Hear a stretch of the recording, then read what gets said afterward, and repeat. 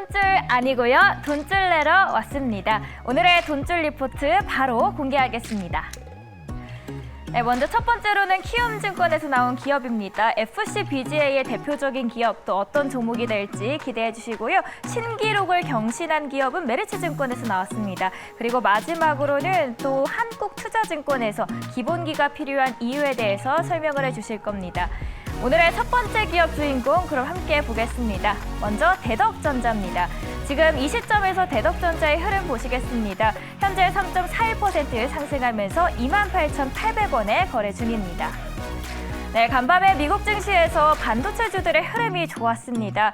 마이크론, 엔비디아 모두 상승 마감했는데요. 반도체 업종은 인플레이션 둔화와 소비 증가로 2거래일 연속 상승세 지속하고 있습니다.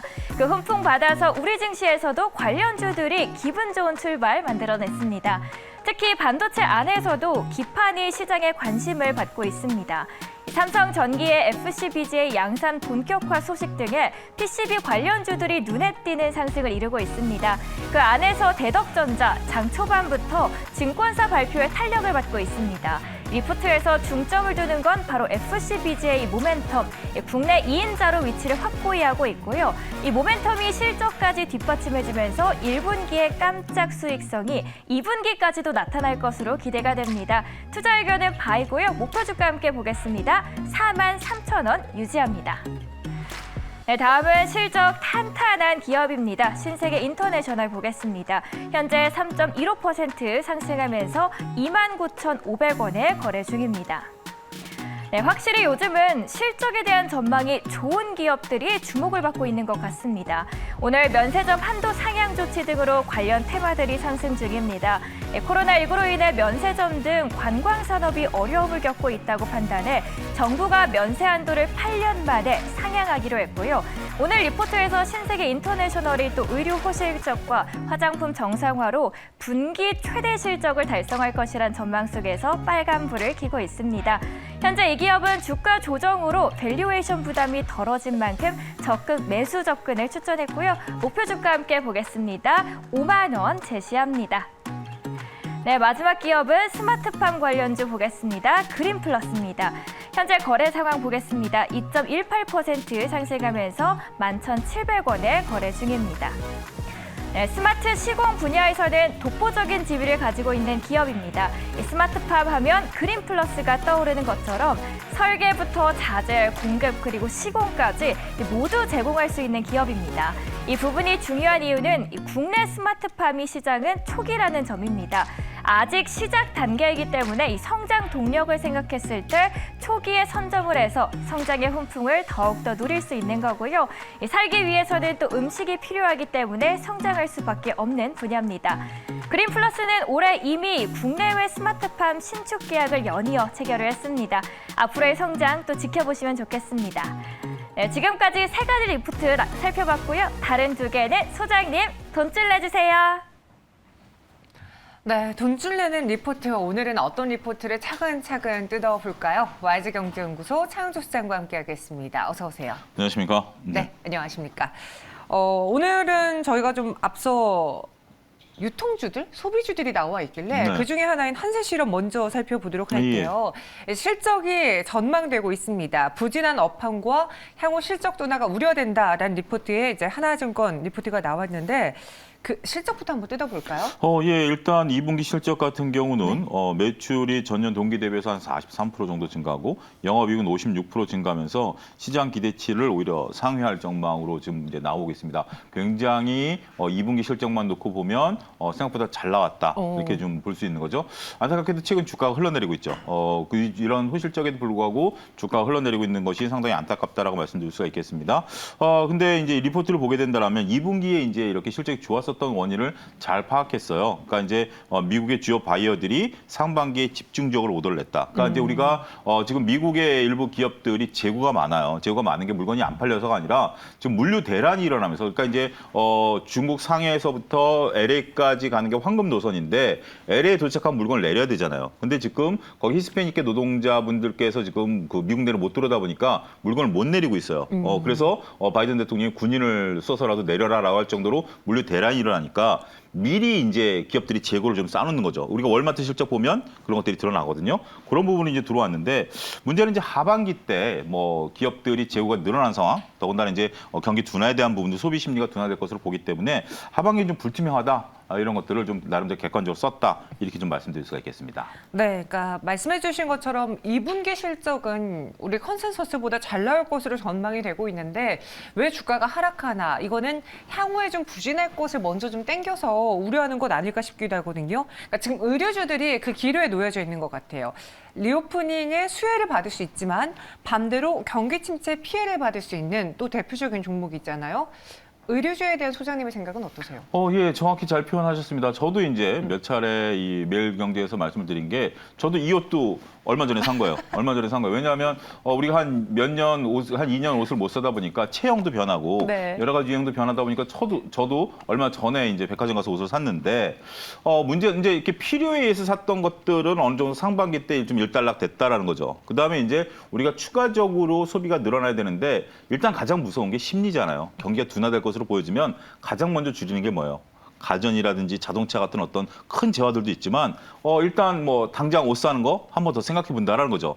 지금 미국에서도 여러분들 주말에 나온 뉴스를 보니까 스타벅스 매출이 확 떨어졌대요. 그러니까 이제 당장 커피 한 잔 먹는 것도 이제 언젠가 적응을 하긴 하겠지만 지금 당장은 일단 조금 기다려보자라는 심리가 오죠. 그러다 보니까 더군다나 이제 한세실업 같은 경우는 이런 경기 둔화에 대한 우려감들 거기에 덧붙여서 상반기 때 어떻게 보면 동일한 매출인데 땡겨간 거죠. 땡겨갔기 때문에 그러한 부분들을 보게 된다면 전반적으로 어려울 수도 있다. 특히 여기서 이제 이분이 리포트를 참 마음에 들게 썼는데 6월 달에 미국 의류 소매 판매액이 YOY 대부분으로 줄어들었다.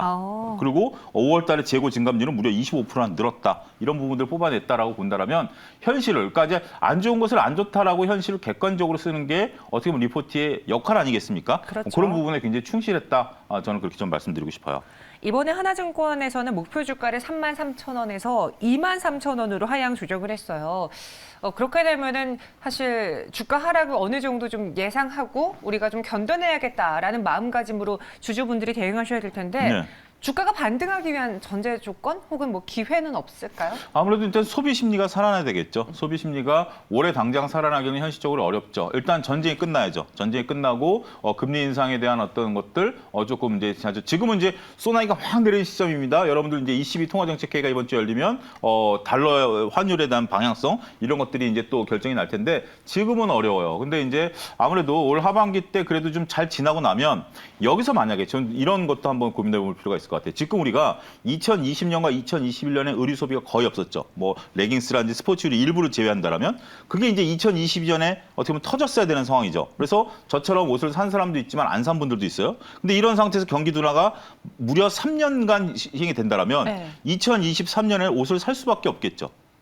그런 거 아니겠습니까? 그렇죠. 그런 부분들이 이루어질 가능성도 저는 배제할 수 없다. 그러니까 이제 어차피 2022년은 악재가 다 차례 다 쏟아지고 난 다음에 2023년이 간다라면 어쩔 수 없이 옷을 사야 되는 거. 우리가 이제 기분에 따라 옷을 바꾸는 게 아니라 정현 아나운서 같이 몇 년 동안 그 몸매를 유지하는 사람은 상관없지만 네. 저처럼 이렇게 몸무게 왔다 갔다 하는 사람들은 거기에 맞춰서 옷을 사야 되거든요. 그러한 소비도 우리가 바라보면 네. 그래도 2023년에는 한번 기대를 걸어보지 하지 않을까 말씀드릴 수가 있겠습니다. 소장님이 지금 계속 의상 이야기하셔서 네. 제 눈에는 의상밖에 안 보이는데 네. 옷깃이 살짝 접히셨어요. 아, 그래요? 예. 저 여기 옷이 목덜미 쪽이에요. 좀 제가 이제 이 남성 기성복이 그 단점이 뭐냐면 네. 거기에 몸을 맞춰야 되잖아요. 근데 제가 지금 그 가운데 끼었어요.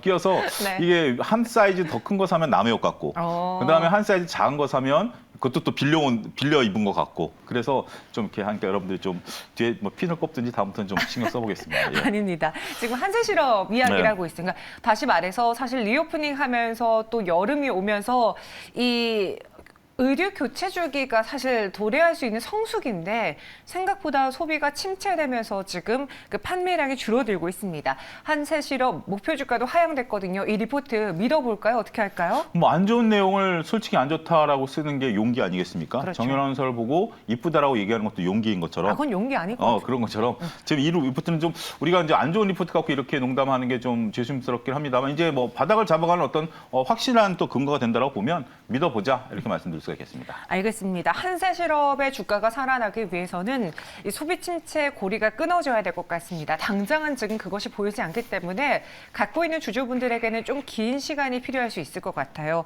이번 리포트의 내용을 한번 잘 꼼꼼히 읽어보겠습니다. 이어서 두 번째로는요. 제약바이오를 갖고 오셨어요. 한미약품인데 네. 저는 이걸 딱 보고 제목이 기본기가 필요한 이유라고 해서 이게 의아했거든요. 네. 일단 한미약품의 2분기 실적도 좀 써 있던데 어땠습니까? 2분기 실적은 전반적으로 매출액은 컨센서스에 부합을 했어요. 한 3천억 정도 나올 것으로 보는데 영업이익은 100억 정도밖에 안 나올 것 같아요. 3천억 팔아서 100억 정도면 몇 프로죠? 굉장히 작죠. 네. 1%도 안 되는 거죠. 굉장히 그렇네요. 좀 작은 이익을 나타냈어요. 그래서 무려 컨센서스를 54%나 하회를 했어요. 그래서 내용을 보니까 일단 인건비가 올라갔다. 지금 많은 기업들이 인건비 올라가는 게 좀 부담이 돼요. 그런 것들이 나오는데 혹시 인건비 연봉 올라가셨나요? 왜 웃으세요? 네. 그래서 이제 많은 기업이 지금 현재 뭐 팩트죠. 지금 이제 뭐 일부 조선업종도 그것 때문에 파업을 하고 있고 막 여러 가지 이게 팩트입니다. 그 부분. 그다음에 거리두기 완화가 되다 보니까 판매 관리비가 좀 늘었어요. 이제 광고를 막 하기 시작하다 보니까 그런 부분들 때문에 실적이 좀 아쉽다 이렇게 좀 말씀드릴 수가 있겠죠. 그러니까 근데 저는 중요한 것은 매출이 꺾이지 않았다라는 것에 방점을 찍고 싶어요. 우리가 이제 인건비 부담을 이제 업수로 이제 결국 전가시키겠지만 판관비 같은 경우는 일시적으로 늘어난 건 어쩔 수 없는 거니까 그렇죠. 매출이 줄지 않았다라는 게 굉장히 중요하다라고 보여지고요. 중요한 것은 여기서 기본기 얘기를 하는데 R&D 비용이 굉장히 높다라는 거죠. 매출에서 R&D 비용이 약 9%인 69억이 들어갔어요. 100억 난 회사가 70억을 R&D를 썼어요. 이거 굉장한 거죠. 그렇네요. 굉장한 거죠. 그렇기 때문에 미래를 위한 노력도 계속하고 있다. 굉장히 긍정적이다라고 좀 말씀드릴 수가 있겠습니다. 근데 저 궁금한 게요. 사실 제약회사들에게는 R&D가 필수적으로 와야 되잖아요. 그렇죠. 그러니까 투자를 하느냐, 기술 개발을 하느냐에 따라서 이 회사의 몸집이 커질 수 있는 기대치긴 한데 네. 이게 당장은 비용으로 잡히기 때문에 네. 또 실패할 수도 있으니까 맞습니다.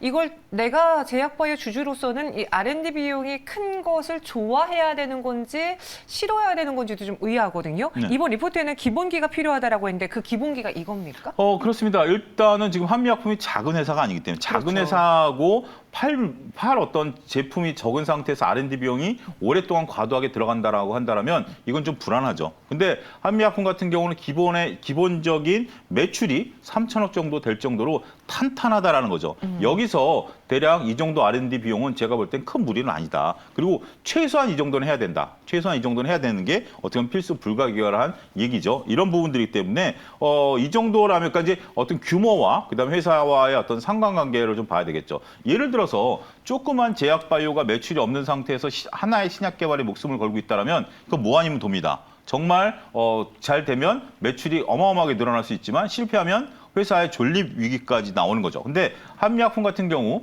예를 들어서 뭐 무리해서 지금 이제 하는 게 아니라 약 70억 정도면 뭐 쏘쏘한 것 같아요. 뭐 이 정도 한다라는 것은 상당히 긍정적이다라고 말씀을 좀 드릴 수가 있겠습니다. 네, 제가 채팅방에 한미약품하고 유유 우는 표시했더니 이제 네. 시청자분들이 왜 우냐고 좋은 회사 아니냐라고 하시는데 네. 제가 시간이 없어서 뒷말을 못 썼어요. 그러니까 왜 그러냐면 한미약품, 녹십자 이런 우리나라의 굵직굵직한 제약회사들 있잖아요. 네.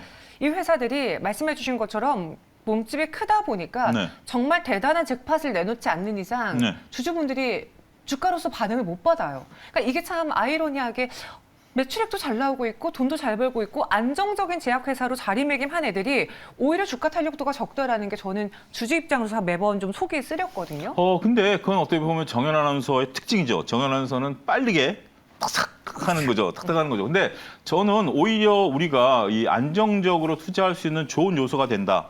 저는 그렇게 좀 말씀드리고 싶어요. 말씀하신 한미약품뿐만이 아니라 녹십자 이런 쪽들이 우리가 뭐 일반 신약 개발이라든지 이런 쪽들이 막 목숨 걸고 있지 않잖아요. 대신 거북이처럼 따박따박 걸어가고 있대. 최근에 이제 주가가 눈에 띈 것도 바로 이런 부분 때문에 이제 눈에 띈 거 아니겠습니까? 그렇게 보긴다게 된다라면 전반적으로 봤을 때 그렇게 나쁜 것은 아니다. 오히려 지금 한미약품 재무제표를 보면 배당 성향이 네. 평균적으로 한 10% 정도 돼요. 그러니까 순이익이 나면 10%는 다 배당을 준다라는 거예요. 그러니까 이런 기업 같은 경우 우리가 이제 배당을 드라마틱하게 많이 주고 적게 주는 게 아니라 이게 이런 거 같은 경우 지금 이익이 계속해서 나는 회사거든요. 지금 당기 순이익만 보더라도 계속해서 몇십억씩 이익이 나는 그러니까 몇천억씩 이익이 나는 그러한 상황인데 죄송합니다. 몇백억이죠. 이게 지금 10억 단위니까 예를 들어서 뭐 지금 우리가 2022년엔 대략 500억 정도 이익이 난다라고 보거든요. 네. 그리고 이제 내년도에 650억 정도 이익이 난다라고 보면 500억에서 10%면 50억은 배당으로 주는 거예요.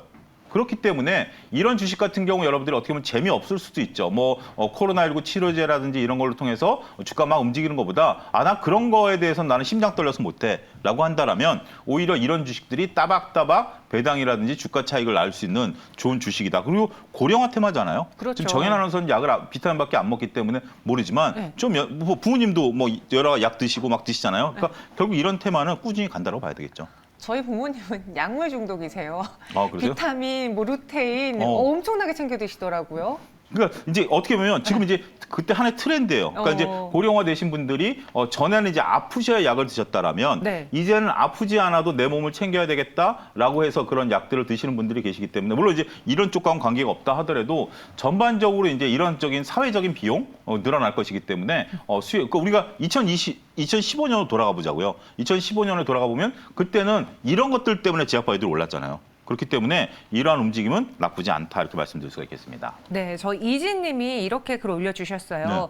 그 기술 개발이 사람들의 기대를 불러일으켜야 해요. 네. 라고 말씀해 주셨습니다. 저도 동의하는데요. 네. 이 한미약품의 주가 상승 모멘텀은 있는지 이번 리포트 믿어봐도 괜찮을지 소장님의 의견 정리해보죠. 저는 굉장히 리포트도 참 체계가 있다라고 좀 말씀을 드릴 수가 있겠습니다. 우리가 이제 리포트를 본다라는 것은 애널리스트가 이 기업을 분석해서 자신의 의견을 내는 건데 특히 이제 기업에 따라서 투자자들이 궁금해하는 부분들 있잖아요. 내가 등이 가려운데 갑자기 등을 긁어주는 게 아니라 배를 긁는다. 뭐 이런 뜬금없는 리포트 제가 어저께 지난주 금요일에 소개를 시켜드린 것처럼 이거는 가려운 데를 잘 긁어줬고 현상을 잘 얘기해줬고 한미약품이 앞으로 이런 판가비를 통해서 더군다나 미래 신약 파이프라인도 아직 개발하고 있다는 점도 부과가 나타내면서 정말 믿어보자 이렇게 설명을 드릴 수가 있겠습니다. 네, 한미약품의 이번 리포트 한국투자증권의 리포트도 믿어보자라고 의견 주셨습니다. 오늘 두 가지 종목을 파헤쳐봤고요. 소장님은 여기서 인사드릴게요. 오늘도 자세한 설명 고맙습니다.